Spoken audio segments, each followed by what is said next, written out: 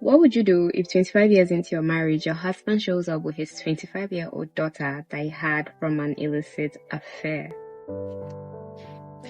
Hello, welcome to Life Law Podcast. I am your host, Debbie Dowisajum. Here I bring to you incredible, amazing, interesting, impeccable, thought-provoking, and relatable stories about life, love, and everything in between. So make sure you hit the subscribe button. This is a work of fiction. Names, characters, incidents are a product of my imagination and are used fictitiously.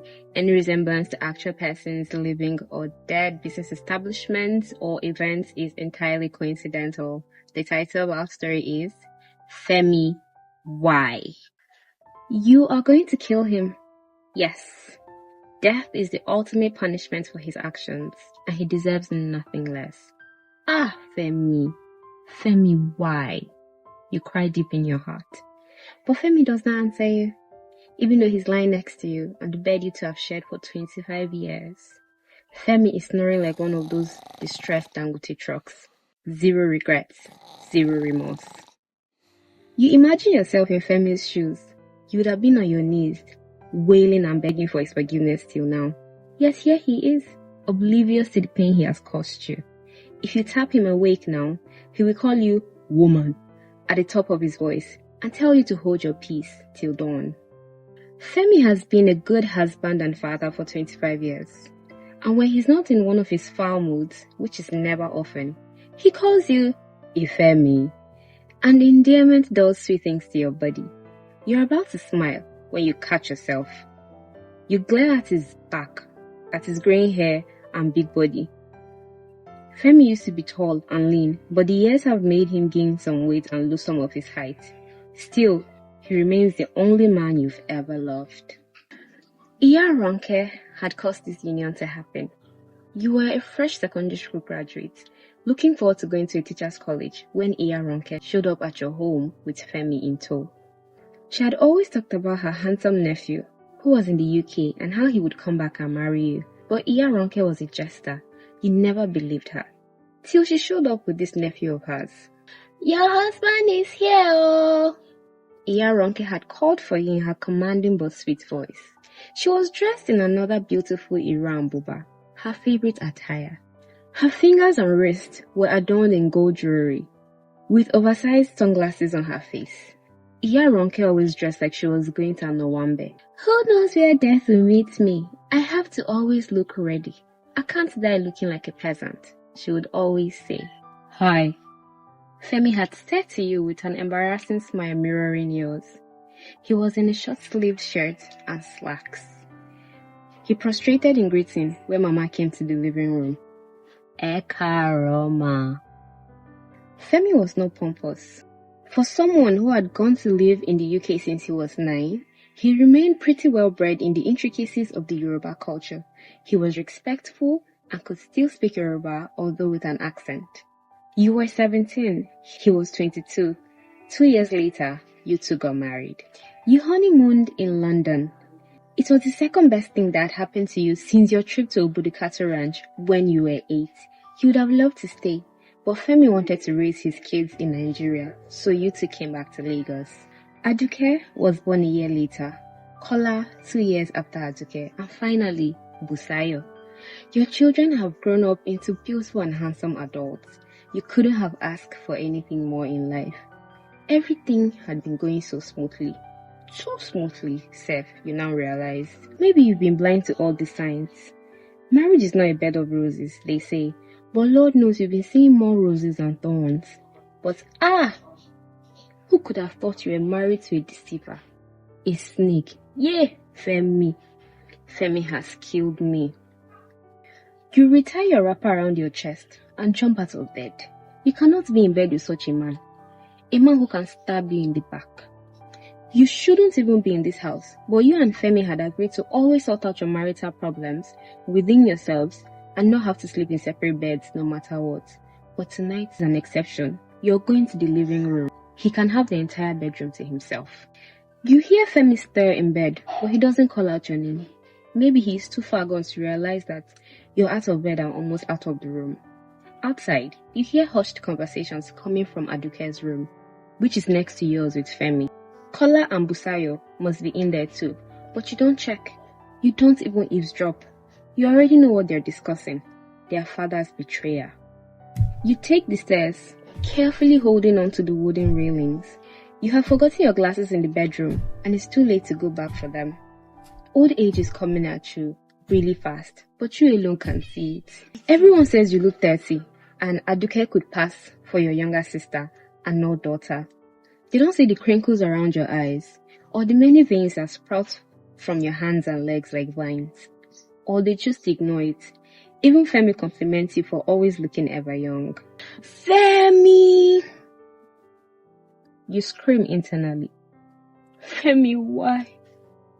What did I do to ever make you hurt me so? You're sobbing in full force now.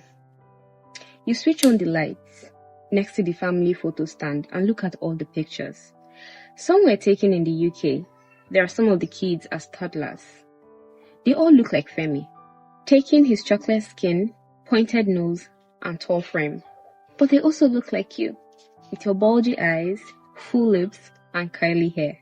The one picture that captivates you the most is one of you and Femi in a bear hug.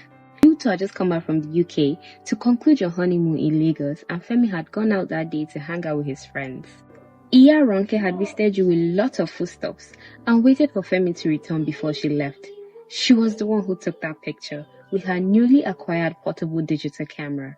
She loved how you two were so in love with each other, and more so because she was the reason behind your love. Look at what I have done, Eshioluwa, she had said proudly. Femi started going out more after your return to Nigeria, sometimes for work engagements, other times for leisure. You were too in love with your husband to suspect a thing. What was even there to suspect? You were a newly wedded couple. Surely Femi hadn't tired of you so fast. You didn't notice a change in the way he made love to you either. He even showered you with more gifts. You were hooked. With a broken heart, you dragged your feet to the four-seater couch and lie down, resting your head and legs on the plush cushions. You should report Femi to Baba and Mama. Your table clock shows 11:30 p.m. You remember how just 8 hours ago, you all were a complete and happy family. Until Femi showed up with her. I know this is coming out of the blue, but I've thought about it for a long time, and I believe this is the right time. Aduke, Kola, Busayo, meet your sister, Titi. Femi, this is my daughter. He had said it so casually, as if it was a norm for your husband to show up 25 years later with an estranged child and dump the child on his immediate family. Eka Selma, I've heard so much about you all and I'm thrilled to finally meet you. You had almost slapped the curtsy out of her. How audacious. Did she have any idea the emotional turmoil you and your children were experiencing in that moment? In fact, your shock had rendered you immobile and mute. You couldn't believe your eyes and ears. The girl looks like your children, but the light-skinned version. If anything, she even looked older than Aduke, and you began to make calculations in your head. How were you with Femi and you never knew he had a child? Even Iya Ronke never mentioned it. How was this secret kept from you for so long? How old are you? Busayo was the first to find her voice. Just like you, her older siblings were also struck with muteness. I'm 25, just like Aduke. The bastard even knew the ages of your children. Clearly, Femi had been spending time with her and or with her mother. You still feel like a fool. Femi had cheated on you during your first year of marriage and had kept the truth from you all these years. You remember the awkward silence that followed for nearly 10 minutes before you said to Femi, I need to speak to you in private. The girl, you still can't get yourself to call her by her real name, sat down and admired your house lovingly. She was relishing in the idea of coming to live with you all. You were sure. Common sense did not tell her that she would be the dent in this previously perfect nuclear family. Things would never be the same again. Femi had followed you to his study without protesting.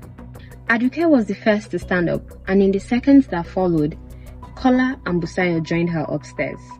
Femi watched his children's retreating backs, but did not order them back to the living room. They needed to process the revelation without being in the presence of the Genesis. I know I owe you an explanation, Femi. Femi began as soon as the door was closed. You raised a finger to shush him, not caring that you had been disrespectful to your husband. Luckily, Femi obeyed. Don't call me Ifemi, Femi. You don't know how much I am aching deep in my soul right now. How could you betray me like this? How could you cheat on me during our first year as a couple? And Femi, how many more bastards of yours are out there that you don't know about? The questions kept pouring out from you till you felt drained and collapsed in the couch in his study. Femi. Femi said again, even after your warning. I'm so sorry. Whoever I cheated on you with is insignificant. She meant nothing to me. If not for Titi, I would have had no business with her after that incident. It was a one-time thing. He said it like it would reduce the enormity of his betrayal. And when she found out she was pregnant, I paid her off. Over the years, our conversations have been transactional. I would send her money, she would send me pictures and videos of my child. I never saw them, I swear. I finally met Titi at her matriculation, and we've been in touch for 6 years now. You asked if he still sees his concubine. No. Titi's mother is in the States now, and happily married. You asked where they had met. I met her at the golf club a few weeks after our return from the UK. You asked if you had been a bore in bed for him to cheat on you so early in your marriage. You were amazing, Ifemi. It was just matters of the flesh. I can't explain it. Then he said he was sure the children would warm up to Titi with time. That's why I waited till they became mature enough. Ifemi, I can't swear that I have been faithful throughout our marriage, but I swear Titi is the only child I have out of wedlock. As he spoke, you stared at his lips. The only lips you have ever tasted. Lips that know their way around your body. And in that moment, you hated Femi. He was despicable. Looking back now, you wish I'd spat on him. He disgusts you. You stand up and make your way upstairs, a determined look behind the tears running down your face. You're going to kill him. All this you know for sure. If not tonight, then tomorrow. Did you enjoy this story? Make sure you subscribe, like, comment, share. Check Life Law Podcast out on Spotify or Apple Podcasts. Follow us on all social media platforms. Until I come your way again, I am Debbie Doisi Ajum. Bye. Mwah.